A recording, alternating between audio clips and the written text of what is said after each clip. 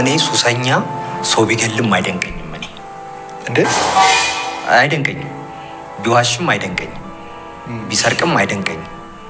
ለምንድነው? አስገዳጅ በሽታ ነው። በቃ ግዴታ። አሁን ሰው መረዳት ያለበት ያንን ነው። ማዝራቴን ከመመታቴ በፊት ይሄንን ቢያዳምጡ ጥሩ ነው። ለምንድነው? ወዶ አይደለም ሰው ካጣ ሊሞት ነው። እያንቀጠቀጠኝ ነው። ምንም ነገር አደርጋለሁ።